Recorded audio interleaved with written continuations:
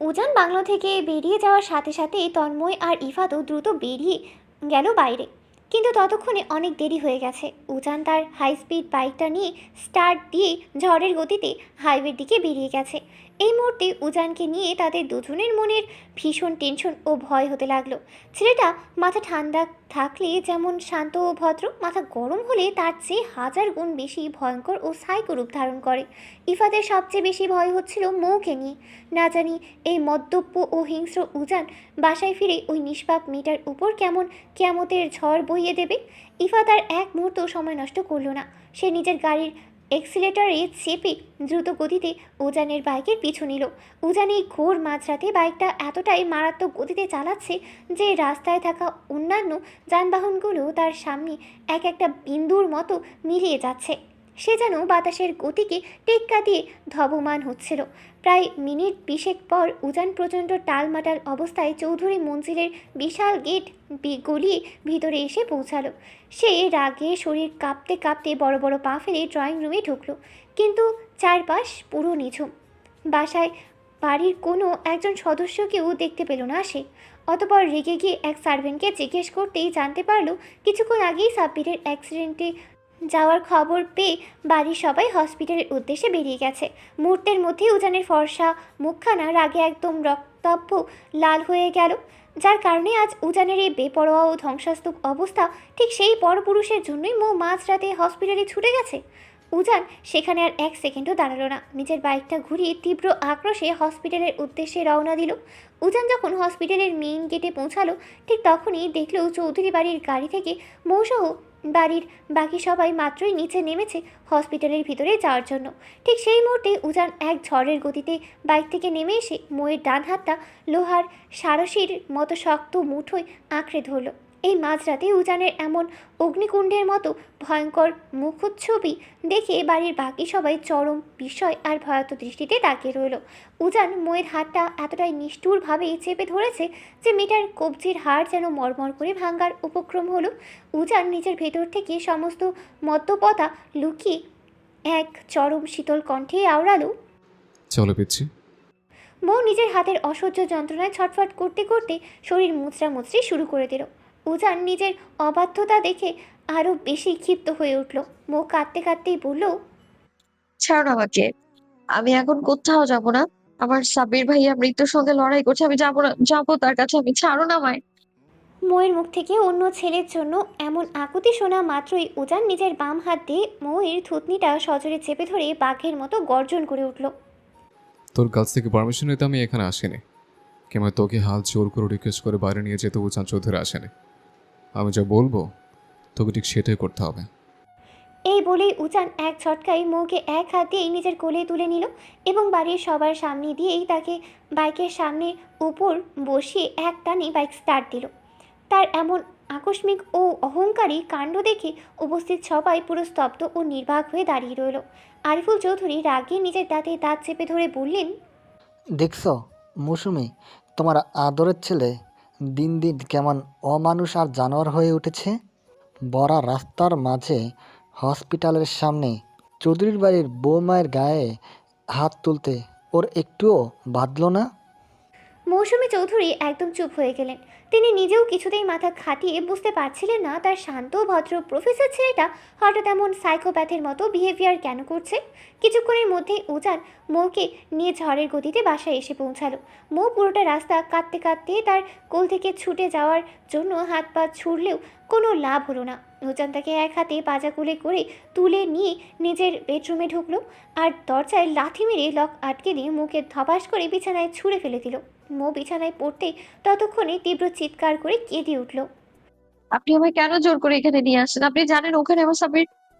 মৌয়ের মুখের বাকি কথা শেষ হওয়ার আগেই উজান ক্ষিপ্ত হয়ে তার উপর বাঘের মতো ঝুঁকে পড়ে বলল, জাস্ট শাট আপ। তোকে বলেছি তুই ওই বালের নাম নিজের মুখে আন না, তো তবু কেন মুখে আনলি? তুই উজান চৌধুরীর বিয়ে করা বউ, তাহলে কোন সাহসে আমার পারমিশন না নিয়ে এই মাঝরাতে বাসা থেকে বের হলে? হ্যাঁ, মৌ নিজের চোখে জল মুছতে মুছতে চোখ দুটো বড় বড় করে উজানের এই হিংস্র রূপের দিকে তাকিয়ে রইল। চোখ থেকে অনবরত নোনা জল গড়িয়ে গাল বেয়ে ওড়নায় মিশে যাচ্ছে। একে তো তার প্রাণপ্রিয় ভাইটার হসপিটালে আইসিইউতে এমন আশঙ্কাজনক অবস্থা, তার উপর সে নিজের বরের এই পৈশাচিক রূপ কোনোভাবেই নিতে পারছে না। সে নিজের ভিতরের সমস্ত ভয়কে একপাশে ঠেলে উল্টো চেঁচিয়ে উঠল, ফাজলামো করছেন আমার সাথে? ওখানে হসপিটালে আমার সাব্বির ভাইয়া মৃত্যুর সঙ্গে পাঞ্জা লড়ছে, আর আমি এখানে বসে আপনার ওই ফালতু পারমিশনের জন্য ওয়েট করবো? সরুন আপনি আমার সামনে থেকে, আমি এখনই হসপিটালে যাব। মৌ বিছানা থেকে নেমে যেই না দরজার দিকে যেতে চাইল, উজান তার পথ আটকে জমদূতের মতো সামনে দাঁড়িয়ে গেল। তোকে আমি একবার বললাম না? তুই রুমের চৌকাঠ পেরিয়ে আজ এক পাও বাইরে বের হবি না? আপনি বের হতে না বললেই আমি কি শুনবো নাকি? মৌ এবার উজানের বুকে নিজের ছোট ছোট হাত দিয়ে ধাক্কা মেরে সরিয়ে দিল। বারবার বউ বউ বলে কিসের এত অধিকার দেখাচ্ছেন শুনি? আপনি কি আমার নিজের বউ বলে মানেন? মানেন না তো?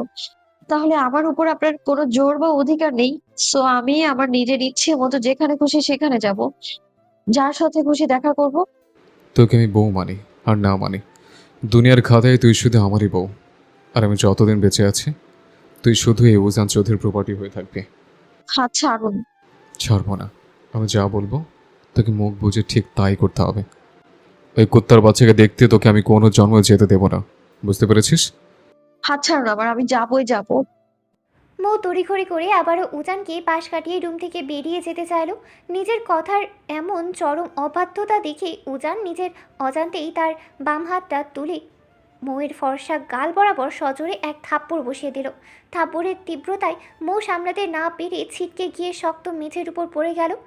উজান দ্রুত গিয়ে মেঝের ওপর মৌয়ের দুই গাল নিজের শক্ত হাতের মুঠোয় চেপে ধরে পশুর মতো হুঙ্কার ছুড়ল, জানোয়ারের বাচ্চা, তোকে এতবার বারণ করলাম যে তোকে আমি ওই কুত্তার বাচ্চার সাথে দেখা করতে দেবো না, তবু তুই আমার অবাধ্য হোস, আমার কথার উপর কথা বলিস।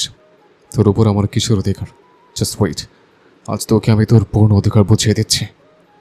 এই বলেই উজান নিজের গায়ের শার্টের বোতামগুলো একে একে ছিঁড়ে ফেলতে লাগলো। তার ডান হাতের তালুতে যে তীব্র অ্যাসিডের যন্ত্রণা হচ্ছিল, মাংস পুড়ে যাচ্ছিল, সেই সবের কোনো তোয়াক্কা না করে সে শার্টটা গা থেকে খুলে মেঝের উপর ছুঁড়ে ফেলে দিল। তার এই উন্মত্ত ও বিবস্ত্র রাগান্বিত অবস্থা দেখে মৌ ভয়ে একেবারে খাঁচায় বন্দি পাখির মতো কুঁকড়ে উঠল। উজান চৌধুরীর এমন দানবীয় রূপ মৌ নিজের জীবনে কোনো দিন দেখেনি। উজান এক হাত দিয়ে মৌকে মেঝে থেকে তুলে বিছানায় আঁচড় মেরে ফেলে তার উপর হিংস্র সিংহের মতো ঝাঁপিয়ে পড়ল। সে উন্মাদের মতো মৌয়ের গলার ভাঁজে ঘরের নরম চামড়ায় নিজের ধারালো মুখটা ডুবিয়ে দিতে ততক্ষণে ছটফট করতে থাকা মৌয়ের হাত পায়ের নড়চড় হুট করে একদম স্তব্ধ হয়ে গেল। উজান কামনার ও রাগের ঘোরেও মৌয়ের এই আকস্মিক শান্ত হয়ে যাওয়াটা টের পেয়ে এক পলকের জন্য মুখ তুলে তার দিকে তাকালো। আর তাকানো মাত্রই তার মাথার সমস্ত মদের নেশা এক সেকেন্ডে কর্পূরের মতো উড়ে গেল। সে দেখতে পেল মৌয়ের চোখ দুটো বোঝা, ফর্সা গালটা থাপ্পড়ের চোটে লাল হয়ে ফুলে গেছে, আর সে পুরোপুরি সেন্সলেস হয়ে বিছানায় পড়ে আছে। পরক্ষণেই উজানের মস্তিষ্কে তীব্র এক ধাক্কা লাগলো। সে বুঝতে পারলো রাগের মাথায় পজিটিভনেসের ঘোরে সে মেয়েটার সাথে আজকে জঘন্য অপরাধ করতে যাচ্ছিল।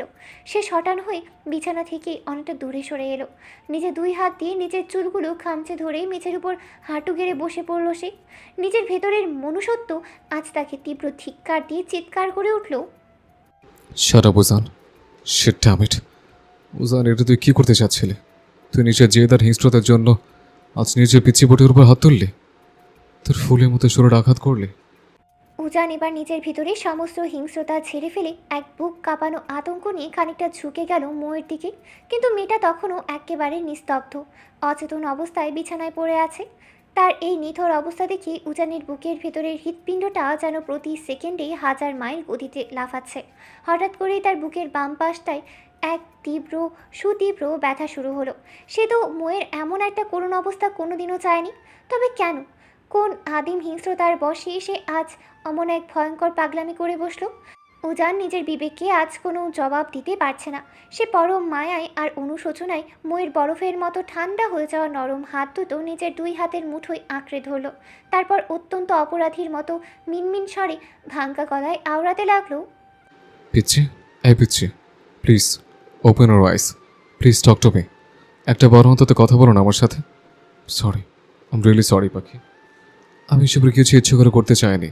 আমি তো কোনোদিন স্বপ্নেও ভাবিনি আমার এই পুচকে পিচ্ছিটাকে নিজের হাতে এভাবে আঘাত করে বসবো। প্লিজ একটাবার চোখ মেলো, যা খুশি শাস্তি দাও আমাকে, তবু এইভাবে চুপ করে থেকে ভয় দেখিও না। কিন্তু মোয়ের দিক থেকে কোনো রকম রেসপন্স এলো না। সে আগের মতোই সমস্ত জাগতিক অনুভূতি হারিয়ে অবশ হয়ে শুয়ে রইল। ধীরে ধীরে তার হাত পায়ের তালুগুলো যেন শীতকালের বরফের মতো ঠান্ডা হয়ে আসতে লাগলো। তা দেখে উজানের বুকের ভেতরটা ধক ধক করে উঠল। সে খুব ভালো করেই বুঝতে পারছে মৌ তার আজকের এই আকস্মিক দানবীয় ব্যবহারে মারাত্মক ভয় পেয়েছে। কিন্তু সেই বা তখন কী করবে?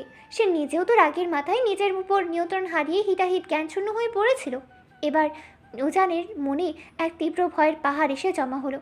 তার এই চপল অভিমানী পিচ্চি বউটা জ্ঞান ফেরার পর আদৌ কি কোনোদিন তার সাথে আর কথা বলবে? মেয়েটা তো বড্ড বেশি অভিমানী। এই পিচ্চি মেয়েটা যদি চিরকালের জন্য তার উপর থেকে নিজের অধিকার তুলে নেয়, যদি কোনোদিন তার সাথে আর কথা না বলে, তখন কি হবে? তখন সে কীভাবে কোন মুখে এই অবুঝ মেয়েটার পাহাড় সম অভিমান ভাঙাবে? উজান আর নিজের মাথায় কিচ্ছু চিন্তা করতে পারছে না। বয়স বাড়ার সাথে সাথে সমাজ তাকে জ্ঞানী প্রফেসর তকমা দিলেও আজ মনে হচ্ছে তার সমস্ত বোধ বুদ্ধি এক নিমিষেই লোপ পেয়েছে।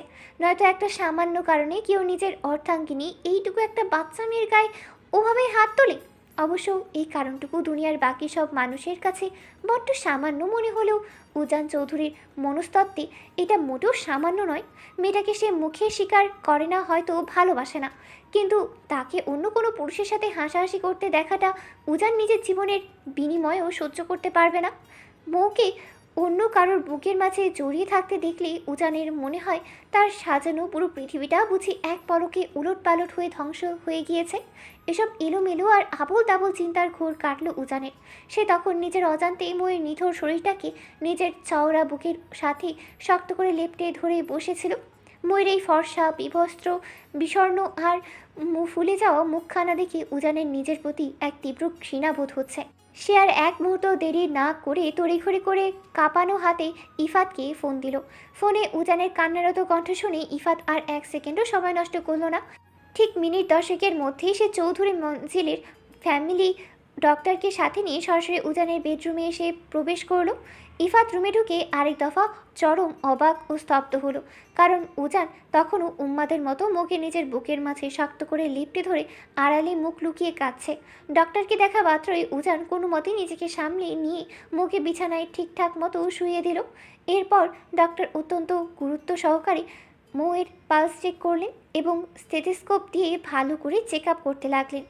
আর এই পুরোটা সময় ইফাত এক কোণে দাঁড়িয়ে আহাম্মকের মতো নিজের বন্ধুর এই অদ্ভুত ও পাগলাটি রূপ দেখছিল। তার মাঝেই উজান আর নিজের ভিতরের উদ্গ্রীবতা চেপে রাখতে পারল না। তার কণ্ঠস্বর কেঁপে উঠল। আঙ্কেল, আমার পিচ্ছি ঠিক আছে তো? ডক্টর উজানকে এভাবে কাঁপতে দেখে চশমাটা ঠিক করতে করতে মৃদু হাসলেন। রিল্যাক্স উজান, এতটা হাইপার বা প্যানিক হওয়ার মতো কিছু ঘটেনি এখনও। মৌ হুট করে মানসিকভাবে ভীষণ বড় কোনো শক বা ভয় পাওয়ার কারণে সাময়িকভাবে সেন্সলেস হয়ে পড়েছে। তবে হ্যাঁ, মেয়েটাকে শারীরিক দিক থেকে বড্ড দুর্বল মনে হচ্ছে। মৌ ঠিকঠাক মতো সময় মতো খাবার দাবার খাচ্ছে তো? দেখো জান, তোমার আমি প্রফেশনাল দিক থেকে তোমায় আমি প্রফেশনাল দিক থেকে আগেই বলে দিচ্ছি, তোমাদের দুজনের বয়সের পার্থক্য কিন্তু অনেক বেশি। সো বুঝতেই পারছো আমি কথাটা কেন বললাম। অল্প বয়স হলেও তোমাকে সামলানোর ক্ষমতা ওর মধ্যে থাকলেও তোমাকে আরও সচেতন ও সংযত থাকতে হবে। ডক্টরের কথা শুনে উজান নিজের অপরাধী মুখটা নিচু করে অত্যন্ত আমতা আমতা করে বলল, কিন্তু আঙ্কেল, আমাদের মধ্যে তো আসলে তেমন কিছু। আমি সব বুঝতে পারছি উজান। লাল টুকটুকে বউ ঘরে রেখে নিজেকে সামলে দূরে সরিয়ে রাখা তোমার জন্য বড্ড টাফ। তবুও একটু খেয়াল রাখতে হবে মেয়েটার উপর। বেশি জোর জুলুম করা এই বয়সে ওর শরীরের জন্য ঠিক নয়। তাছাড়া ওর শরীরটাও এখন একটু গরম লাগছে, মনে হচ্ছে রাতে বেশ জ্বর আসবে। আমি কিছু মেডিসিন দিয়ে দিচ্ছি, তুমি এখনই সেগুলো এনে খাইয়ে দাও, সকালের মধ্যে ঠিক হয়ে যাবে। ডক্টরের এই চরম ভুল ও রোম্যান্টিক ধারণার কথা শুনে এই বিপজ্জনক ও থমথমে পরিস্থিতিতেও ইফাত এক কোণে দাঁড়িয়ে নিজের ঠোঁট চেপে শব্দহীন হাসল। অবশ্য এখানে ডাক্তারের কোনো দোষ নেই। মেঝের ভাঙ্গা কাঁচ আর উজানের খালি গা দেখে যে কেউ এটাই ধরে নেবে। এরপর ডক্টর প্রেসক্রিপশনটা ইফাতের হাতে দিয়ে তার সাথে রুম থেকে বিদায় নিলেন। ডক্টর চলে যাওয়ার পর উজান এক মুহূর্ত রুমে বসে রইল না। সে নিজেই এক গভীর রাতে মেডিসিন আনার জন্য বাইরে বেরিয়ে পড়ল। তার চেনা পরিচিত একজনের পার্সোনাল ফার্মেসি থাকায় তাকে এই মাঝরাতে ফোন করে ঘুম থেকে ডেকে তুলে সবকটা জরুরি মেডিসিন নিয়ে ঝড়ের গতিতে আবার রুমে ফিরে এলো সে। রুমে ফিরে এসে উজান দেখল মোয়ের এতক্ষণে জ্ঞান ফিরেছে, তবে সে স্বাভাবিক হয়নি। এখনও ভয় চোটে বিছানার এক কোণে নিজের শরীরটাকে একদম গুটিয়ে গোর হয়ে বসে আছে। ঠিক তখনই উজানকে হসপিটালে ওভাবে রেগে চলে আসতে দেখে তুবা আর আরিয়ান হসপিটাল থেকে দ্রুত বাড়ি ফিরে এসেছিল। তারা রুমে ঢুকে মোয়ের এই অবস্থা দেখে তাকে আগলে ধরেছিল। উজান নিজের হাতে মেডিসিনের প্যাকেটটা নিয়ে মোয়ের দিকে এক পা এগোতেই মো তীব্র আতঙ্কে বিছানার আরও পিছনে দিকে পিছিয়ে গেল। সে নিজের দুই হাত দিয়ে তুবার শরীরটাকে আষ্টে পৃষ্ঠে শক্ত করে জড়িয়ে ধরে তার পেছনে মুখ লুকালো। মোয়ের অবাধ্য চোখ দুটো থেকে তখন অনবরত নোনা জল গাল বেয়ে গড়িয়ে বিছানার চাদরে মিশে যাচ্ছিল। উজানের এই রূপ দেখে মেয়েটার বুকের ভেতরটা যে কতটা কাঁপছিল তার চোখের দিকে তাকালে স্পষ্ট বোঝা যায়। উজান নিজের ভুল ভাঙানোর জন্য আর একটু কাছে এগিয়ে যেতেই মো এবার নিজের সমস্ত শক্তি দিয়ে তীব্র চিৎকার করে উঠল। ভাবি প্লিজ এই লোকটাকে এক্ষুনি এই রুম থেকে চলে যেতে বলো। এই রাক্ষস লোকটা আমার কাছে আবার কেন আসছে? প্লিজ ভাবি ওনাকে আমার থেকে দূরে যেতে বলো। আমি ওনার কাছে যাব না। পিছু প্লিজ, এমন করো না, শান্ত হও, আমি তোমায়। একদম আসবেন না আপনি আমার কাছে। ভাবি ওনাকে বলো না দূরে সরতে। এই হিংস্র লোকটা আবারও আমাকে ওভাবে মারবে। আমি আর এখানে থাকবো না ভাবি। তোমার দুটো পায়ে পড়ি, তুমি আমায় গ্রামে দিয়ে এসো। তুমি আর কোনোদিনও কোনো জন্মেও এই বাড়িতে ফিরে আসবে না। তোমার দুটো পায়ে পড়ি, তুমি আমায় গ্রামে দিয়ে এসো। আমি আর কোনোদিনও কোনো জন্মেও এই বাড়িতে ফিরে আসবো না। আব্বু, ওই তুমি প্লিজ আমায় নিয়ে যাও এখান থেকে তোমরা নিয়ে যাও আমায় এসে। আমি আর এ বাড়িতে থাকবো না। এখানকার একটা মানুষও ভালো না, সবাই আমায় কষ্ট দেয়। আম্মু, ও আম্মু, তোমার মতো মায়া দিয়ে কেউ ভালোবাসে না আমায় এখানে। আমি থাকবো না এখানে, আমি চলে যাব। মোয়ের এই কাঁপা কাঁপা কণ্ঠে বলা প্রতিটা আর্তনাদ আর মা বাবার জন্য আকুতি যেন এই মুহূর্তে উজান চৌধুরীর বুকটা মাঝখান থেকে চিরে দুই টুকরো করে দিল। মেয়েটার সাথে সে তখন কোন রাগের মাথায় অমন পৈশাসিক পাগলামি করতে গিয়েছিল তা ভেবে এখন নিজের উপর নিজেরই ধিক্কার দিতে ইচ্ছা হচ্ছে। উজানার কোনো নিয়ম নীতির তোয়াক্কা না করে দ্রুত বিছানায় উঠে গিয়ে মোয়ের এক হাত শক্ত করে মুঠোয় আটকে ধরল। পিছু প্লিজ, অন পাগলামি করো না। আমি জাস্ট রাগের মধ্যে একটু বেশি করে ফেলেছি, তাই বলে তুমি এই সামান্য কারণে আমাকে এভাবে একা ফেলে চলে যাবে? মো উজানের হাতের ছোঁয়া পাওয়া মাত্রই নিজের হাতটা ছাড়ানোর জন্য মরিয়া হয়ে ছটফট করতে লাগলো, কিন্তু উজানও আজ নাছোড়বান্দা, সেও হাত ছাড়লো না। মো এবার কাঁদতে কাঁদতে তীব্র হেঁচকি তুলে উজানের ওই বিষাদগ্রস্ত চোখের দিকে তাকিয়ে বলে উঠল, আমি চলেই যাব, অনেক দূর চলে যাব। আর কখনো আপনাকে বিরক্ত করতে আসবো না। আমি আপনাকে চিরকালের জন্য মুক্তি দিয়ে দেব। কথাটা শেষ করে মৌ নিজের ভিতরের সমস্ত শক্তি এক জায়গায় এনে উজানকে নিজের কাছ থেকে ধাক্কা দিয়ে সরিয়ে দিল। তারপর বিছানা থেকে নেমে এক প্রকার দৌড়েই দরজা খুলে ওই কক্ষ ত্যাগ করে বাইরের দিকে ছুটে চলে গেল। সে তো নিজের বাপের বাড়িতে বড্ড আদরে রাজকন্যার মতো বড় হয়েছে, যেখানে তার চোখে সামান্য এক ফোঁটা অশ্রু গড়িয়ে পড়লে বাপের বাড়ির সবাই তাকে হাসানোর জন্য পাগল হয়ে যেত। যে মেয়েকে আজ পর্যন্ত নিজের বাবা মা একটা ফুলের টোকা পর্যন্ত দেয়নি, সেই অতি আদরের নিষ্পাপ মেয়েটাকে আজই পাষাণ উজান চৌধুরী ওভাবে সচরে থাপ্পড় মেরে মেঝেতে ফেলে দিয়েছে। মো আজ উজানের ভিতরের যে কুৎসিত ও হিংস্র ফেসটা দেখেছে তা তার ওই ছোট্ট নরম মন কোনোভাবেই মেনে নিতে পারছে না। সামান্য একটা কারণে উজান তাকে এত বড় শাস্তি দিল, এতগুলো নোংরা কথা শোনালো। এই ভেবেই মোয়ের মনের গহীনে এক তীব্র তিতকুটে ও বিষাক্ত অভিমান এসে জমা হয়েছে। মোয়ের ওভাবে উম্মাদের মতো রুম ছেড়ে বেরিয়ে যাওয়ার সাথে সাথে তুবা আর আরিয়ানও দ্রুত তার পিছু পিছু রুম থেকে বেরিয়ে গেল। সবাই চলে যাওয়ার পর উজান বরফের মতো নিস্তব্ধ নিস্থর হয়ে বসে রইল। তার কান জুড়ে তখন কেবল মোয়ের শেষ কথাগুলোই প্রতিধ্বনিত হচ্ছিল। আমি আপনাকে চিরকালের জন্য মুক্তি দিয়ে দেব। মেয়েটা কি সত্যিই তাকে ছেড়ে চিরকালের জন্য চলে যাবে? কিন্তু উজান তো নিজের মনের অবচেতনেও এটা কোনোদিন চায় না। ঠিক তখনই ইফাত অত্যন্ত শান্ত পায়ে সামনে এগিয়ে এলো। উজানের এই চরম ধ্বংসস্তূপের মাঝে বসে থাকার করুণ দশা দেখে নিজের ভিতরের সমস্ত রাগ ভুলিয়ে ধীর পায়ে এগিয়ে গিয়ে উজানের কাঁধের উপর পরম ভরসার একটা হাত রাখলো। কাঙ্ক্ষিত হাতের সেই চেনা ছোঁয়া পা মাত্রই এতক্ষণ পাথরের মতো শক্ত হয়ে থাকা উজান এক পলকেই ভেঙে চূর্ণ বিচূর্ণ হয়ে গেল। সে নিজের সমস্ত পুরুষালী অহংকার আর ইগো একপাশে ঠেলে দিয়ে ইফাতকে দুই হাতে আষ্টে পৃষ্ঠে শক্ত করে জড়িয়ে ধরে। কাঙ্ক্ষিত হাতে সেই চেনা ছোঁয়া পাওয়া মাত্রই এতক্ষণ পাথরের মতো শক্ত হয়ে থাকা উজান এক পলকে ভেঙে চূর্ণ বিচূর্ণ হয়ে গেল। সে নিজের সমস্ত পুরুষালী অহংকার আর ইগো এক পাশে ঠেলে দিয়ে ইফাতকে দুই হাতে আষ্টে পৃষ্ঠে শক্ত করে জড়িয়ে ধরে। উজানের এমন আকস্মিক কাণ্ডে ইফাত স্তব্ধ হয়ে গেল। 14 বছর আগে শিরিন যখন অনলি টাকার লোভে উজানের লাইফ থেকে চিরকালের জন্য চলে গিয়েছিল, তখনও ইফাত এই পাথর মানবকে এতটা বেপরোয়া হতে বা অপরাধ বোধে এইভাবে অনুশোচনা করতে দেখেনি। আজ এই পুচকে মৌয়ের জন্য সে যেভাবে ভেঙে চূর্ণ বিচূর্ণ হচ্ছে, উজানের চোখে মুখে এখন স্পষ্ট এক অপরাধ বোধের ছাপ। অথচ কয়েক ঘন্টা আগেই বাইরে একটা ছেলেকে পিটিয়ে আত্মরা করে আসার পরেও তার মনে বিন্দু মাত্র অনুশোচনা বা ভ্রুক্ষেপ ছিল না।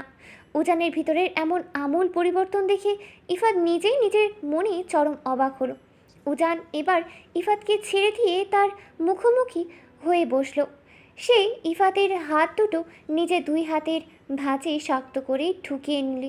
চরম ভয়ার্ত ও কাঁপা কাঁপা গলায় আর্তনাদ করে উঠল, ট্রাই টু আন্ডারস্ট্যান্ড প্লিজ ভাই, বিশ্বাস করতে আমাকে। আমি আমার ওই পুচকি পিচ্ছিটাকে বিন্দুমাত্র হার্ট করতে চাইনি। আমি ওকে নিজের হাতে ওভাবে আঘাত করতে চাইনি। কেন তোরা কি আমার ভেতরে ছটফটানিটা বুঝতে পারছিস না? ওকে ওভাবে হার্ট করেছে আমি নিজের ভেতরে তার চেয়ে 1000 গুণ বেশি ক্ষতবিক্ষত হচ্ছে।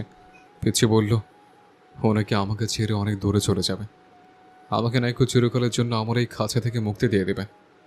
কিন্তু আমি তো এমন শূন্যতার মুক্তি চাই না, আমার তো ওকেই চাই, অনলি ওই অবদ্ধ পিচ্ছিটাকে চাই। তুই বল না ভাই, ও যদি সত্যি সত্যি আমার ছেড়ে চলে যায় তবে আমাকে কেউভাবে হাসাবে? কে আমার সাথে রোজ এমন পাগলের মতো অধিকার নিয়ে ঝগড়া করবে? প্রতিদিন রাতে আমার বুকে মুখ গুজে ঘুমানোর জন্য কে এমন অবুঝের মতো পাগলামি করবে? কে সারাদিন আমার পেছনে ভালোবাসে ভালোবাসে বলে চিলড্রেনদের মতো চিৎকার করবে? আমি আমার পিচ্ছিকে কোনো মূল্যে হারাতে চাই না।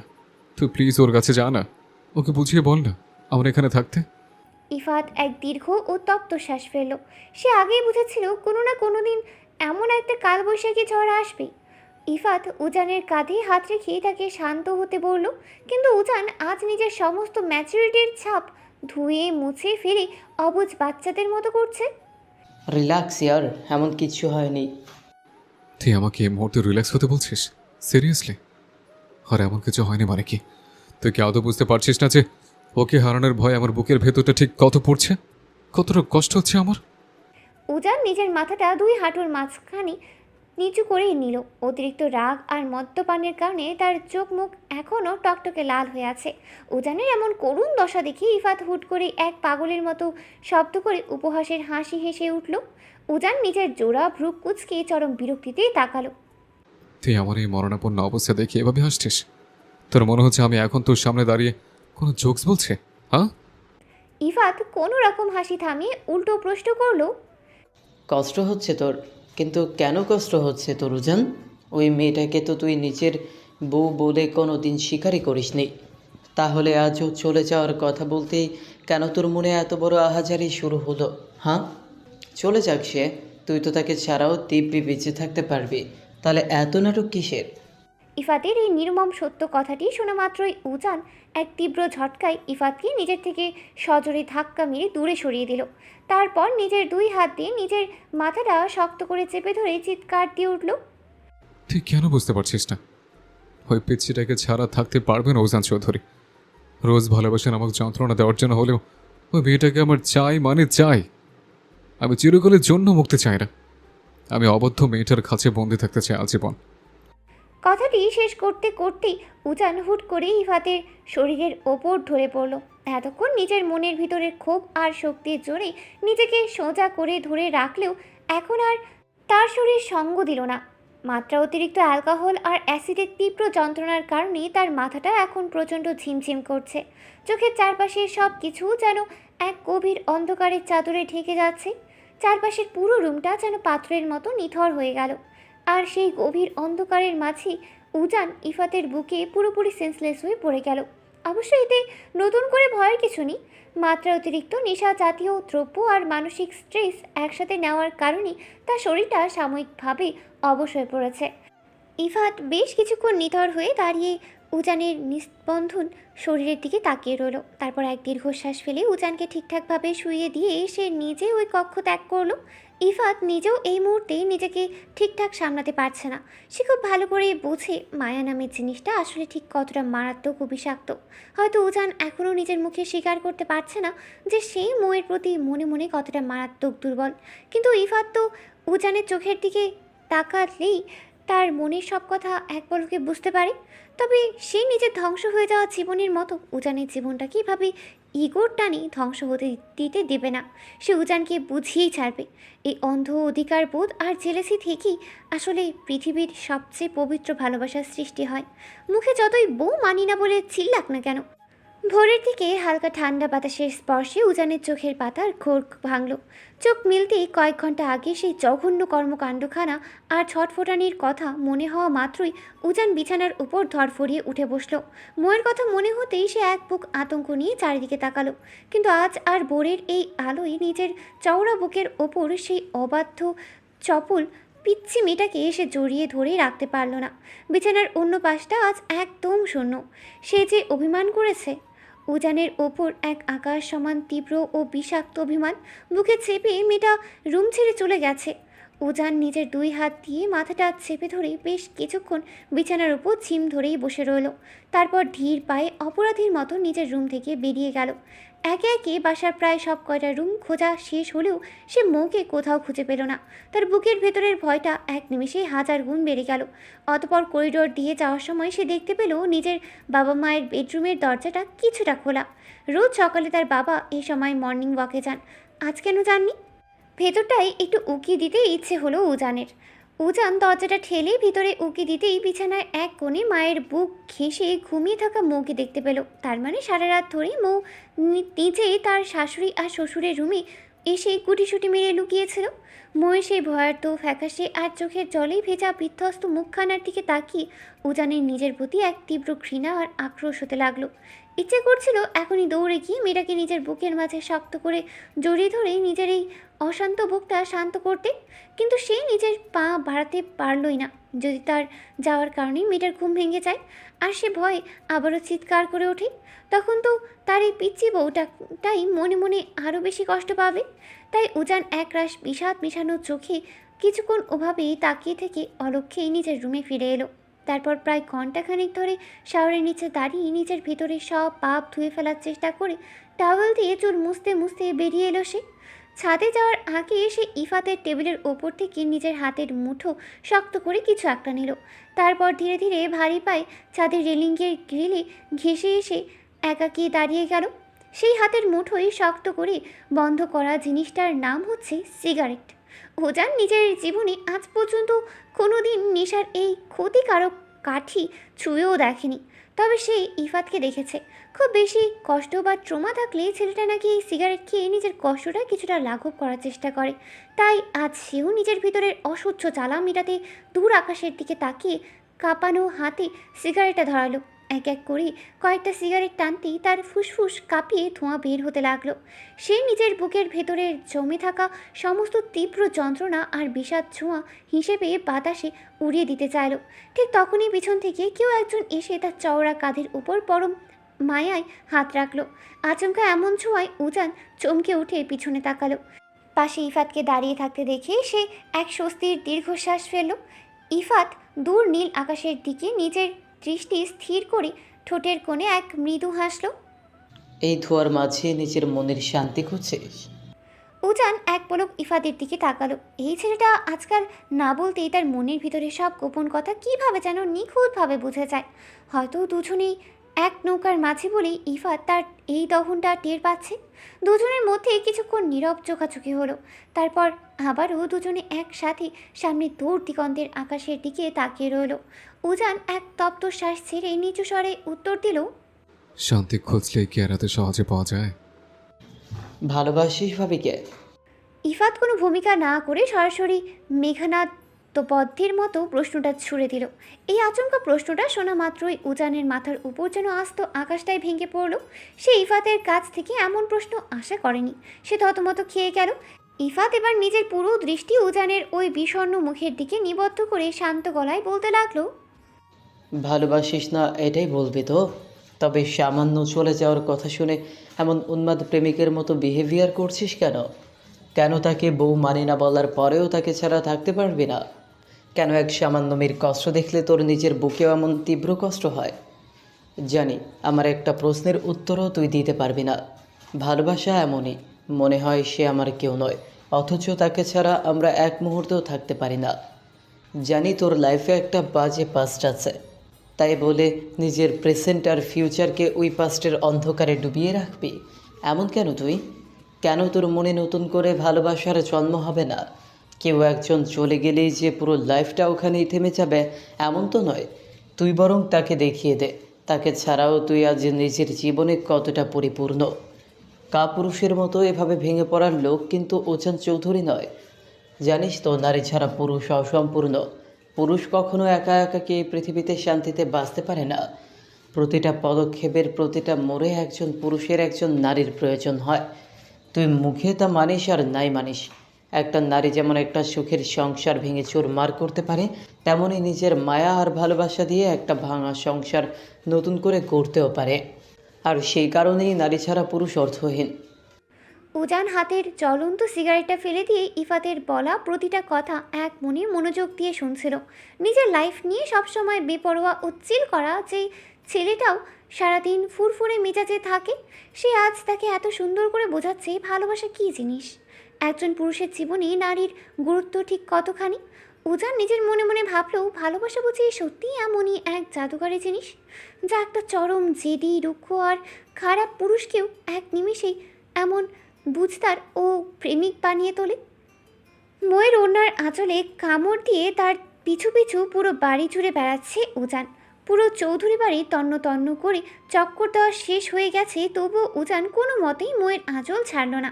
মো প্রায় বিগত তিনটে দিন ধরে উজানের সাথে না একটা কোনো কথা বলছে, না তার সাথে দেখা করছে, আর না ভুল করেও তার মুখোমুখি হয়েছে। এই 3টা দিন মৌ নিজের মনের তীব্র অভিমানে গাল ফুলিয়ে উজানকে ছাড়া দিব্যি থাকতে পারলেও উজান এদিকে বিরহে একেবারে অতিষ্ঠ হয়ে উঠেছে। তার কাছে এই সামান্য 3টে দিন যেন তিনটে যুগের চেয়েও অনেক বেশি দীর্ঘ ও যন্ত্রণাদায়ক লেগেছে। সে এখন নিজের মনের অবচেতনে খুব ভালো করেই বুঝতে পেরেছে সে এই পৃথিবীর সব কিছু এক পলকেই ছেড়ে দিতে পারলেও মৌ নামের এই পুচকে অবাধ্য মেয়েটাকে ছাড়া তার পক্ষে বেঁচে থাকা অসম্ভব। মৌ রাগ দেখিয়ে দৌড়ে এদিক থেকে ওদিক ছুটে গেল। ও যেন একগুয়ে উন্মাদের মতো তার পিছু পিছু ছুটে চলল। চৌধুরী বাড়ির ছোট বড় সকলে লিভিং রুমে বসে জমি আড্ডা দিচ্ছিল। তারা সকলে উজান আর ময়ের এমন অভাবনীয় কাণ্ডখানা দেখে পুরো হাঁ হয়ে অবাক দৃষ্টিতে তাকিয়ে রইল। গম্ভীর পাথুরে আর বদ মেজাজি ছেলেটার ভিতরে হুট করে এমন আকাশ পাতাল পরিবর্তন এসেছে তা বাড়ির কেউ সহজে মেনে নিতেই পারছে না। তবে এই দৃশ্য দেখে দূর থেকে ইফাত মনে মনে বেজায় খুশি হলো। যাক, এবার অন্তত তার এই খ্যাপাতে ও বেপরোয়া ভাইটা নিজের ইগো বিসর্জন দিয়ে মেয়েটাকে নিজের করে নিবে, তাকে বুক ফুলিয়ে ভালোবাসবে। মৌ ওভাবে সারা বাড়ি ছোটাছুটি করতে করতে এক পর্যায়ে হাঁপিয়ে উঠে শাশুড়ি মৌসুমী চৌধুরীর সামনে গিয়ে দাঁড়িয়ে গেল এবং অতি দ্রুত তার পেছনে নিজের শরীরটা লুকিয়ে ফেলল। তারপর শাশুড়ির কাঁধের আড়াল থেকে উজানের দিকে তাকিয়ে মুখ বাঁকিয়ে চরম তেজ দেখিয়ে বলল, শাশুড়ি আম্মা, তোমার এই বেহায়া ছেলেকে একটু বলো তো আমার কাছ থেকে দূরে সরতে। এই লোকটা এখন আমার কাছে কেন আসছে? হ্যাঁ, আমাকে যতই পাম দিয়ে কাটে মারুক না কেন, আমি আর একটা মুহূর্ত এই বাড়িতে থাকবো না। আমি কাল সকালে সোজা নিজের বাপের বাড়ি চলে যাব। ময়ের মুখে চলে যাব শব্দটা শোনা মাত্রই উজান মুখ বাঁকিয়ে বলে উঠল, হ্যাঁ, ওনাকে চলে যেতে চাইলেই যেন আমি ওনাকে বিদায় দেওয়ার জন্য খুশিতে নাচতে নাচতে হাততালি দেব। জাস্ট একটা পা এবারে সীমানার বাইরে বের করে দেখোই না। সেদিন তো রাগের মধ্যে শুধু একটা থাপ্পড় দিয়েছিলাম, আর এবার যদি অবদ্ধতা করেছ তবে সোজা হাত পা ভেঙে বিছানা বসিয়ে রাখবো, যাতে সারা জীবন শুধু আমার সামনে বসে থাকো। আমি যাবই যাব। কি করবেন আপনি শুনি? মারবেন? মারুন, তবে তবুও যাব। মৌ শাশুড়ির পেছন থেকে মুখ উঁচিয়ে বলল। উজান আবারও তড়িৎ গতিতে ময়ের দিকে এগিয়ে যেতে চাইল, কিন্তু ছেলের এমন বেপরোয়া আচরণ দেখে মৌসুমী চৌধুরী নিজের চোখ দুটো বড় বড় করে রাঙিয়ে তাকালেন। মায়ের সেই অগ্নিদৃষ্টি দেখে উজান এবার খানিকটা দমে গেল, তবে তার এই দমে যাওয়াটা যে সাময়িক তা তার চোখের দিকে তাকালেই খুব ভালো করেই বোঝা যাচ্ছিল। এর মাঝেই মৌসুমী চৌধুরী নিজের দাঁতে দাঁত চেপে ছেলের উপর গর্জে উঠলেন, সমস্যাটা কি তোর উজান? তুই সকাল থেকে এইটুকু একটা মেয়েকে ওভাবে সারা বাড়ি তাড়িয়ে তাড়িয়ে কেন জ্বালানো শুরু করেছিস? মায়ের ধমক শুনে উজান এক পলকে সোজা হয়ে দাঁড়িয়ে গেল। সে একবার ভয়ার্ত চোখে মায়ের দিকে তাকালো, তো আরেকবার মায়ের পেছনে লুকিয়ে থাকা নিজের পুচকে বইয়ের দিকে তাকালো, আর একবার সোফায় বসে থাকা বাড়ির বাকি সবার দিকে চোখ বোলালো। তারপর সে নিজের মায়ের দিকে খানিকটা ঝুঁকে মোয়ের দিকে তর্জনী উঁচিয়ে অত্যন্ত রহস্যময় কণ্ঠে ফিসফিসিয়ে আওড়ালো, আচ্ছা আম্মু, আমার প্রশ্নের উত্তর দাও তো। তুমি এই শয়তান বিড়ালের বাচ্চা ঠিক কী হও? উজানের এমন অদ্ভুত কথা শুনে মৌসুমী চৌধুরী এক মুহূর্তের জন্য পুরো থমথমি খেয়ে গেলেন। ভর সন্ধ্যাবেলা ছেলে হঠাৎ কেন তাকে এমন বোকা বোকা প্রশ্ন করছে তা তিনি কিছুতেই বুঝতে পারলেন না। তবুও নিজের কণ্ঠ স্বাভাবিক রেখে বললেন, কেন? আমি ওর আইনত শাশুড়ি হই। গুড। তাহলে ড্যাড ওর কী হয়? কেন শ্বশুর হয়? তাহলে এবার বলো, আমি কি হই ওর? মৌসুমী চৌধুরী এবার রেগে গিয়ে বললেন, তোর নিজের বিবেক কি জানে না তুই মেয়েটার ঠিক কি হোস? হ্যাঁ, আম্মু যা জিজ্ঞেস করছে, আম্মু যা জিজ্ঞেস করছে, দয়া করে সেটা একটু ক্লিয়ার উত্তর দাও না প্লিজ। তুই ওর বিবাহিত হাজব্যান্ড হোস। এবার হয়েছে তো তোর? তাহলে আমরা দুজন একে অপরের সম্পর্কে কি হই আম্মু? কেন হাজব্যান্ড ওয়াইফ? মায়ের মুখ থেকে কাঙ্ক্ষিত উত্তরটা শোনা মাত্রই উজানের ঠোঁটের কোণে এক মস্ত বড় বিজয়ের হাসি ফুটে উঠল। সে পুরো লিভিং রুম কাঁপিয়ে কড়া গলায় আওড়ালো, রাইট, আমরা দুজন হলাম লিগেল বর বউ। আর যেহেতু এই চিলড্রেন বিড়ালের বাচ্চাটা আমার নিজেরও বিবাহিত বউ, সেই হিসেবে ওকে শুধু এই সন্ধ্যাবেলা জানানোই নয়, সারা জীবন ওর সারের আঁচল কামড়ে ধরে ওর পিছু পিছু ঘুরে বেড়ানোর পূর্ণ রাইট বা অধিকারী উজান চৌধুরীর আছে, বুঝলে? উজানের মুখে এমন অপ্রকাশ্য ও নির্লজ্জ স্বীকারোক্তি শুনে সোফায় বসে থাকা বাড়ির ছোট বড় সবাই পুরো স্তব্ধ হয়ে এক পলকে তাকিয়ে রইল।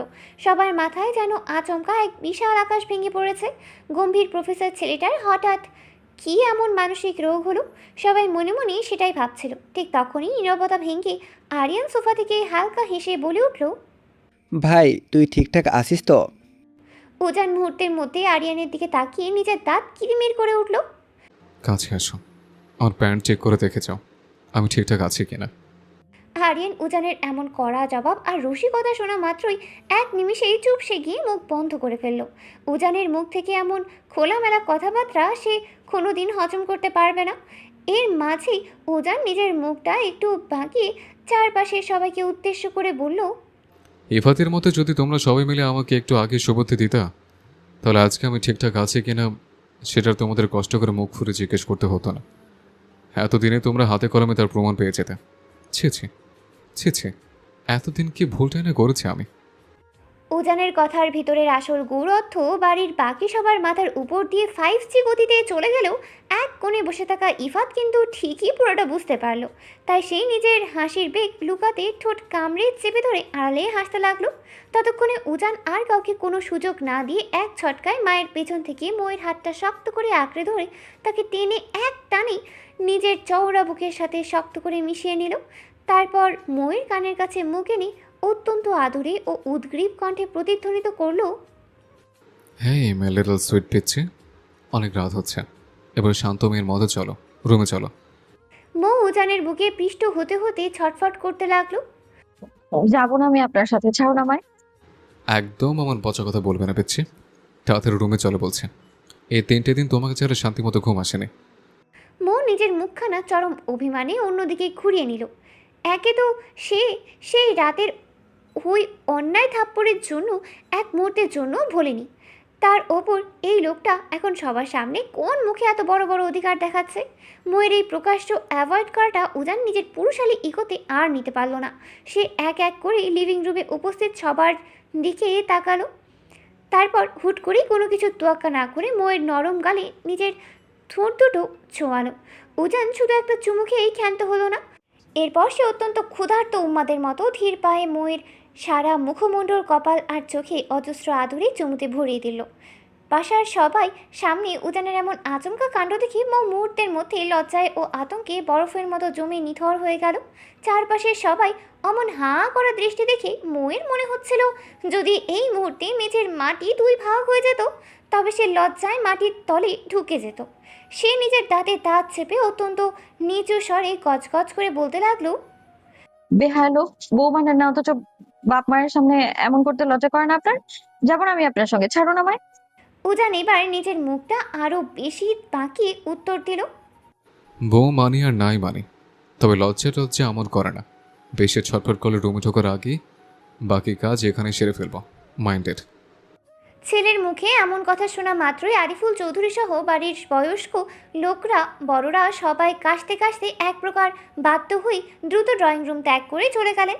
গম্ভীর ছেলেটা যে আচমকা এমন রোমান্টিক কাণ্ড করে বসবে তা বাড়ির কোনো সদস্য স্বপ্নেও ভাবেনি। বড়রা চলে যেতেই আরিয়ান সোফায় শুয়ে হাসতে হাসতেই বলে উঠল, বাহ রে ভাই বাহ, এই তোর বউ, না মানার আসল নমুনা।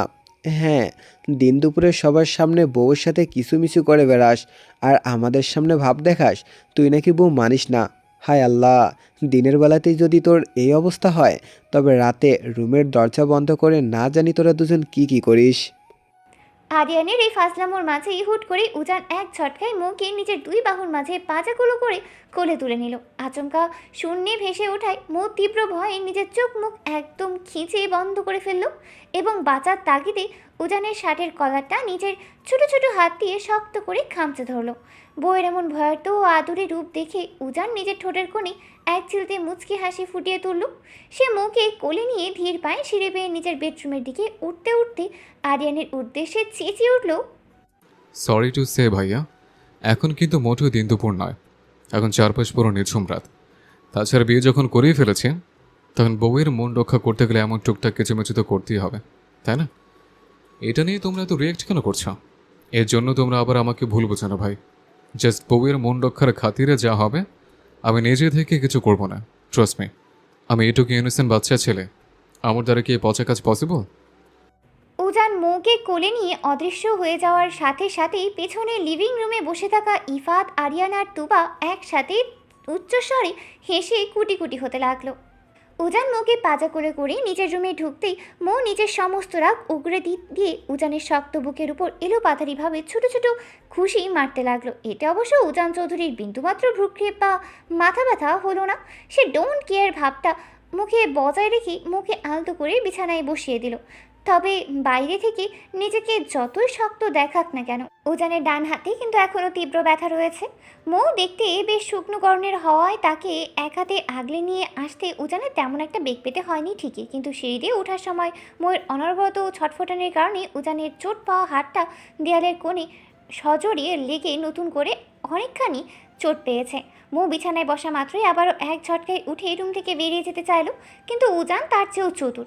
সে দ্রুত গিয়ে রুমের মেইন দরজাটা ভেতর থেকে লক করে দিল এবং এক বুক ক্লান্তি নিয়ে বিছানায় নিজের গা এলিয়ে বসল।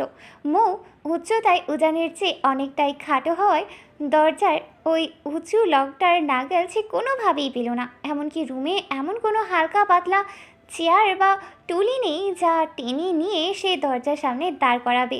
যা আছে তার সবগুলোই মৌয়ের ওজনের চেয়েও অনেক বেশি ভারী।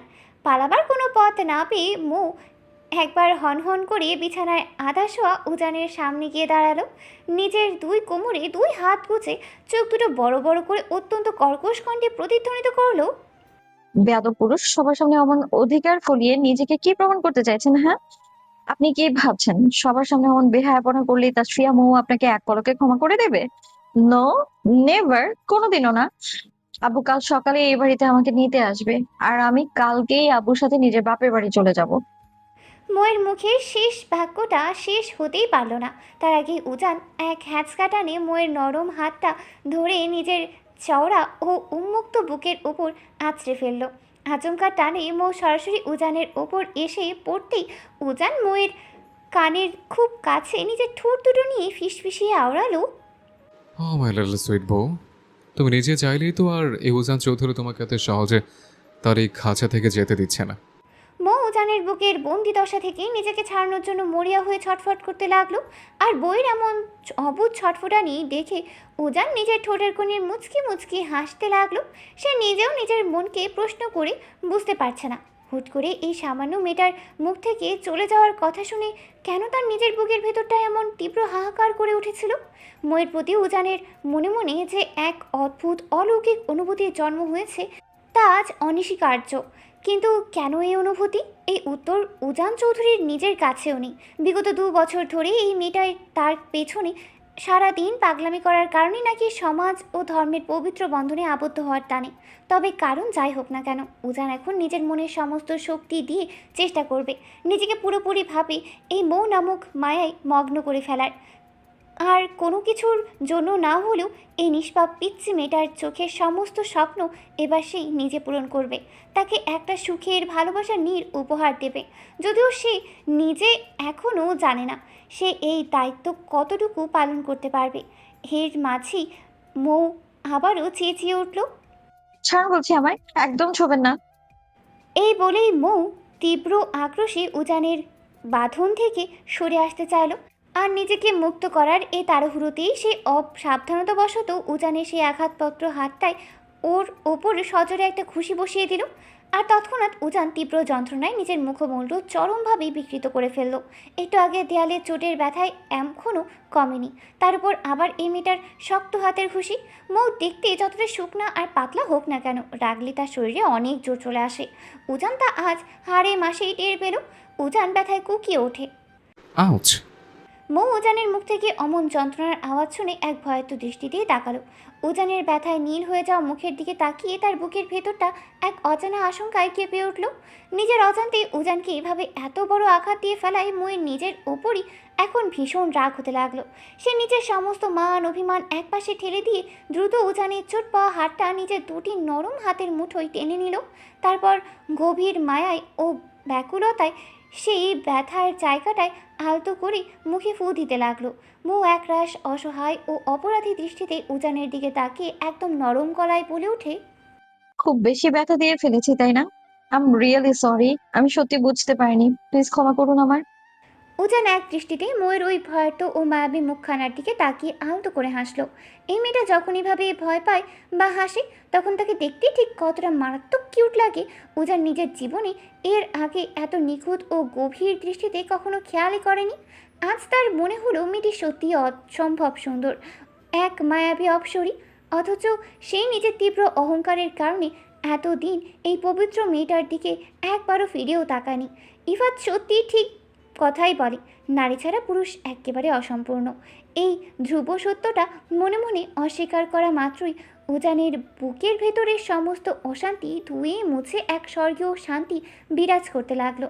আচমকা সেই নিজের শরীরটা আরও কিছুটা ময়ের দিকে ঝুঁকিয়ে নিয়ে তার চোখের দিকে চোখে চোখ রেখে ফিসফিসিয়ে আওড়ালো, ব্যথা যখন দিয়েই ফেলেছ, তাহলে পানিশমেন্ট হিসেবে আমাকে এখন গুনে গুনে 10-10টা মিষ্টি জমা দাও দেখি।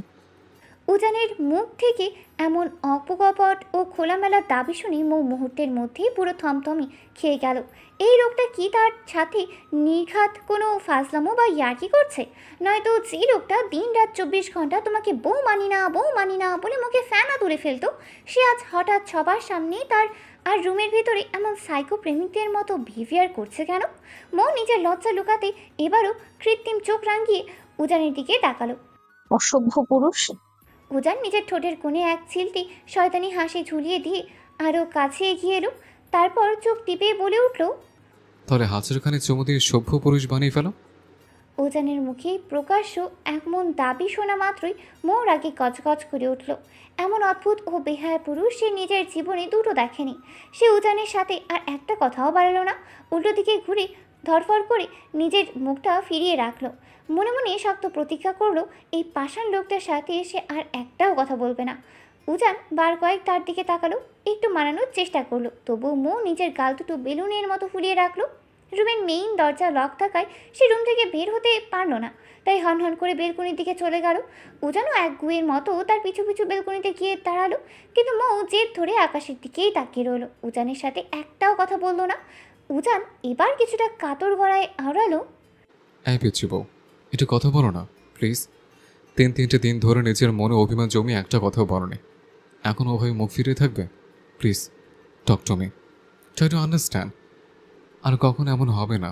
এরপর থেকে তুমি যা বলবে উজান চৌধুরী ঠিক তাই শুনবে, গড প্রমিস।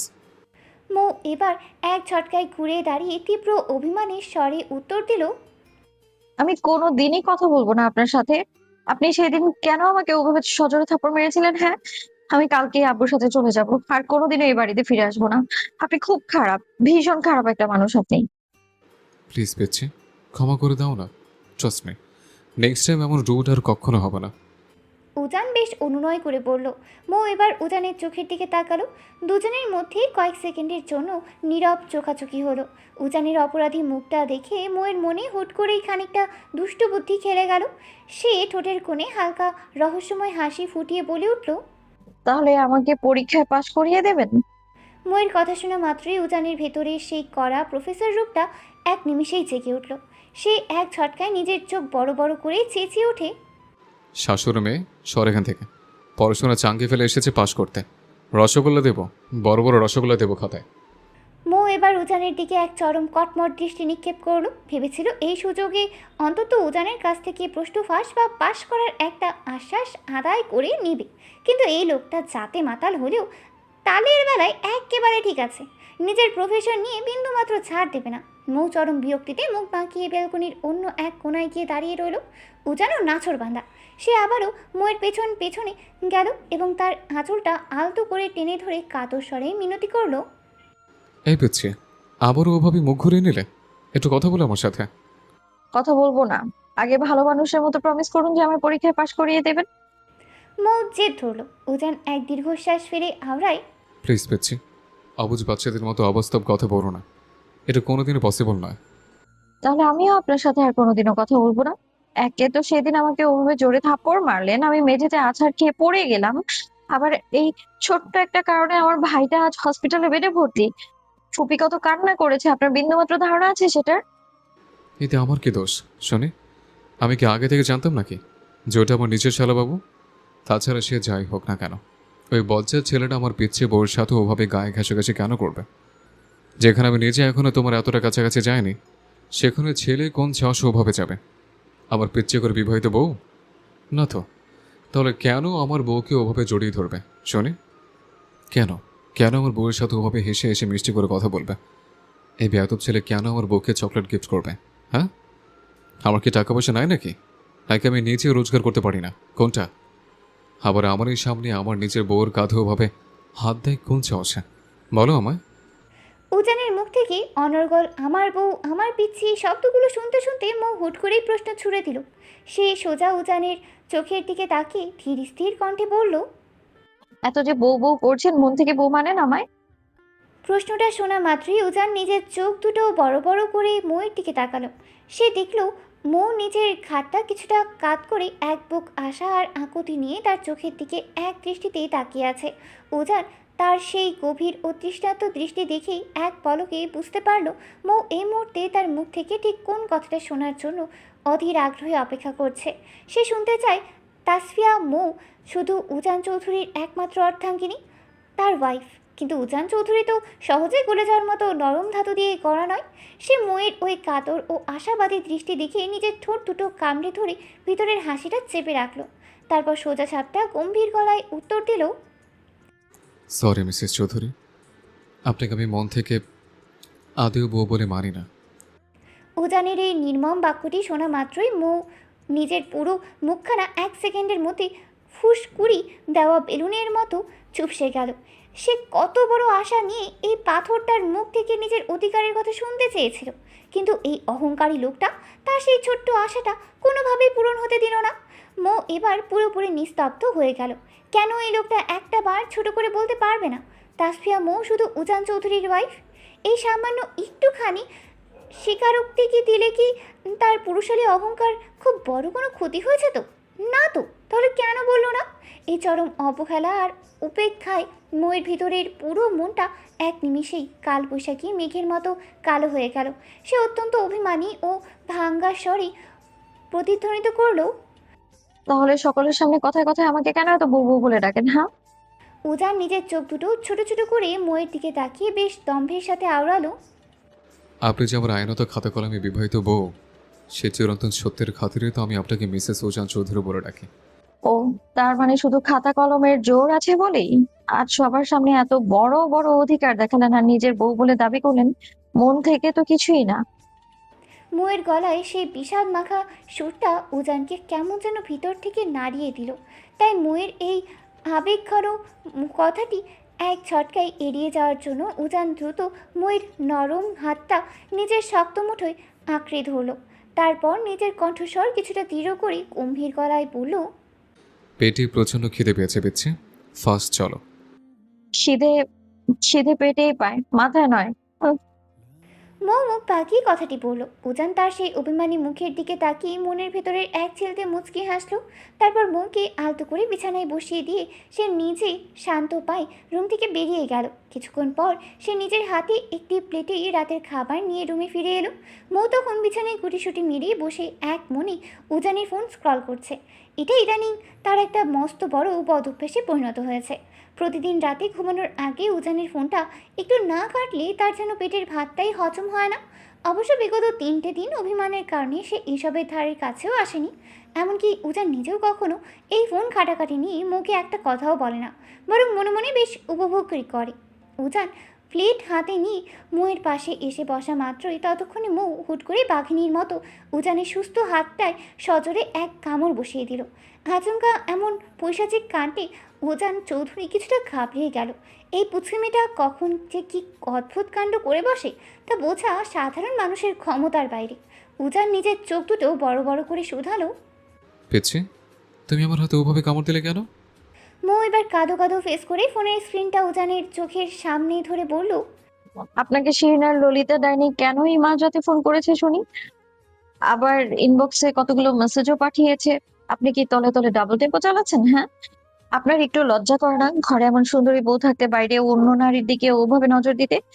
এত সুন্দর কিউট আর ইনোসেন্ট একটা বাচ্চা মেয়েকে এইভাবে মনে কষ্ট দিতে আপনার একটুও বাঁধলো না? ময়ের মুখে এমন তীব্র জেলাসি দেখে উজান এবার নিজের শরীরটা আরও খানিকটা ময়ের দিকে ঝুঁকিয়ে আনলো। দুজনের তপ্ত শ্বাস প্রশ্বাস এক পর্যায়ে এক হয়ে মিশেই যাচ্ছিল। ঠিক তখনই উজান চোখের দিকে চোখ রেখে ফিসফিসিয়ে আওড়ালো, শোনেন মিসেস চৌধুরী, ওজান চৌধুরী আপনাকে নিজের বউ নাইবা মানতে পারে, তবে তার ক্যারেক্টার কিন্তু এতটা লুজ নয়। সে নিজের নারী ব্যতীত পৃথিবীর অন্য কোনো নারীর দিকে কোনো দিন নজর দেবে না। Just minded. উজানের মুখে পার্সোনাল প্রপার্টি শব্দটা শুনে মো বেশ কিছুক্ষণ ফ্যালফ্যাল করে বোকার মতো তাকিয়ে রইল। উজানের কথার দৃঢ় অর্থ বোঝার আগেই উজান তড়িঘড়ি করে বলে উঠল, প্লিজ পিচ্ছি, ফোকাস অন মি। পেটে প্রচণ্ড খিদে পেয়েছে, তাদের একটু খাইয়ে দাও, নয়তো খিদের জন্য মরেই যাব। এই দেখো আমার পেটের অবস্থা। এই বলে উজান নিজের গায়ের শার্টটা নিচ থেকে খানিকটা উঁচিয়ে তুলতেই মো এক নিমিষে 2 হাতে চোখ ঢেকে চেঁচিয়ে উঠল, ছি ছি, এভাবে নিজের শরীর উন্মুক্ত কেন করছেন? লাজ লজ্জা কি সব ধুয়ে মুছে খেয়ে ফেলেছেন? হ্যাঁ, আর আমি কোন দুঃখে আপনাকে নিজের হাতে দিয়ে খাইয়ে দিতে যাব? পারবো না আমি আপনাকে খাইয়ে দিতে। আরে আগে তো বলেছে লাজ লজ্জা নামের কোনো ওয়ার্ড আমার ডিকশনারিতে নেই। আর তোমাকে দুঃখে খাইয়ে দিতে হবে না, একটু সুখে খাইয়ে দাও প্লিজ। পেটের ভেতর ইঁদুর অলরেডি অলিম্পিক রেস শুরু করে দিয়েছে। উজান বেশ মিনতি করলো। মো আবারও মুখ ঘুরিয়ে নিয়ে বলল, পারবো না, আপনার নিজের হাত আছে, নিজের হাত দিয়ে নিজে খান। ভীষণ ব্যথা করছো কে বিচ্ছি, প্লিজ। তুমি যদি আজ নিজের হাতে খাইয়ে না দাও তবে উজান চৌধুরীকে আজ সারা রাত না খেয়ে উপোস থাকতে হবে। আপনি যা ইচ্ছে করুন, তাতে আমার কি? পরীক্ষায় যখন আমাকে একটুখানি পাশ করিয়ে দেওয়ার ক্ষমতা বা ইচ্ছে আপনার নেই, তাহলে আমি কেন শুধু শুধু আপনাকে খাইয়ে দিয়ে সাহায্য করতে যাব শুনি? মো সুযোগ বুঝেই কথাটা বলল। উজানকে এক দৃষ্টিতে ফ্যালফ্যাল করে তাকিয়ে থাকতে দেখে মো আর চোখে বেশ কয়েকবার উজানের মুখের অবস্থাটা পর্যবেক্ষণ করলো। তারপর মৃদু স্বরে আলতো করে আওড়ালো, সুযোগ কিন্তু এখনো হাতছাড়া হয়নি প্রফেসর সাহেব। রাজি কি না ঝটপট বলুন। থাক, লাগবে না আমার তোমার হাতে খাবার খাওয়া। আজ তো একটা বজ্জাত মেয়ে, সামান্য একটুখানি খাইয়ে দেবে, তার জন্য নিজের বরের কাছ থেকে এভাবে ব্ল্যাকমেল করে ঘুষ চায়। উজান কিছুটা অভিমানী সুরেই বলল। কথাটা বলে উজান যখন বিছানায় শুয়ে ঘুমানোর প্রস্তুতি নিতে গেল, মো এক ঝটকায় তার হাত ধরে তাকে আটকিয়ে দিল। হয়েছে হয়েছে, আর অমন ঢং করতে হবে না। সামান্য একটু পাশ করিয়ে দেওয়ার কথা বলেছি, তা নিয়ে ওনার কত নাটক। লাগবে না আপনার আমাকে পাশ করানো। পরীক্ষার হলে না হয় নতুন কয়েকটা হ্যান্ডসাম বয়ফ্রেন্ড বানিয়ে তাদের খাতা দেখে দেখে পাশ করে নেব, তবুও আপনাকে আর কোনোদিনও বলবো না। এবার রাক্ষসের মতো বড় করে হা করুন তো দেখি। এরপর অত্যন্ত পরম যত্ন সহকারে মৌ নিজের হাতে উজানকে লোকমা তুলে খাইয়ে দিতে লাগলো। উজান নিজের ভাগের অর্ধেক খাবার খাওয়ার পর বাকি অর্ধেকটা মুখে খাওয়ার জন্য জোর করলো এবং মৌ কোনো প্রকার দ্বিধাদ্বন্দ্ব ছাড়াই উজানের এঁটো প্লেটে বাকি খাবারগুলো নিজের মুখে পুরে নিল। বউয়ের ওভাবে খাওয়ার দৃশ্য দেখে উজান নিজের ঠোঁটের কোণে মুচকি হাসল। সে মুরব্বীদের মুখেই বহুবার শুনেছেন একই প্লেটে স্বামী স্ত্রী একসাথে ভাগ করে খাবার খেলে নাকি তাদের ভিতরের পারস্পরিক ভালোবাসা ও মায়া বহুগুণ বেড়ে যায়। আর উজান চৌধুরী আজ সেই ভালোবাসার গভীরতাটুকু পরীক্ষা করে দেখতে চাইল। খাওয়া শেষ হতেই উজান বিছানা ছেড়ে উঠে দাঁড়ালো। রাত এখন অনেকটাই গভীর, তবে রুমের ভেতর এসি চলা সত্ত্বেও তার শরীরটা কেমন যেন প্রচণ্ড গরমে ঘামছে। গরম জিনিসটা সে একদমই সহ্য করতে পারে না। দিনরাত মিলিয়ে কম হলেও 4-5 বার শাওয়ার নেওয়া তার পুরনো অভ্যাস। মৌ বিছানায় বসে নিভু নিভু ও ক্লান্ত দৃষ্টিতে উজানের গতিবিধির দিকে তাকিয়েছিল। হঠাৎই উজান কোনো ভূমিকা না করে সরাসরি মৌয়ের সামনে গিয়ে নিজের গায়ের শার্টের বোতামগুলো এক এক করে খুলতে শুরু করলো। উজানের এমন অপ্রত্যাশিত কাণ্ড দেখে মৌয়ের মাথায় যেন আচমকা মস্ত বড় এক আকাশ ভেঙে পড়ল। সে এক বুক আতঙ্ক আর ভয়ার্ত দৃষ্টিতে তাকিয়ে কাঁপানো গলায় প্রশ্ন করলো, আপনি শার্ট খুলছেন কেন? কথাটা শুনেই উজান নিজের ঠোঁটের কোণে এক বাঁকা শয়তানি হাসি ঝুলিয়ে নিল। ময়ের এই ভয়ার্ত নিষ্পাপ মুখের দিকে তাকিয়ে আজকাল তার ভেতরে কেমন যেন এক অদ্ভুত কৌতুকবোধ কাজ করে। মেয়েটাকে আরেকটু ভয় দেখানোর উদ্দেশ্যে সে নিজের ঠোঁটটা কামড়িয়ে বলে উঠল, এই রাতের বেলা শার্ট কেন খুলছে বুঝতে পারছো না? মৌ নিজের শুকিয়ে যাওয়া মুখের ভেতর কোনো মতে এক ঢোক গিলে অবশ হয়ে রইল। একে তো এই লোকটাকে এখন তার মারাত্মক ভয় লাগছে, তার উপর সে শার্টের বোতাম খুলতে খুলতে ক্রমশ তার দিকে এগিয়ে আসছে। মৌয়ের প্রাণ পাখি যেন এক এই মুহূর্তে খাঁচা ছেড়ে উড়াল যাওয়ার মতো ছটফট করছে। এমন বিপজ্জনক পরিস্থিতিতে পড়তে হবে জানলে সে নিচে কান্না করে হলেও নিজের শাশুড়ির আঁচল ধরে ওখানে ঘুমিয়ে পড়তো। কিন্তু এই অবরুদ্ধ রুমে এখন কি করবে সে কিছুই বুঝতে পারল না। সে আবারও কাঁপতে কাঁপতেই বলে,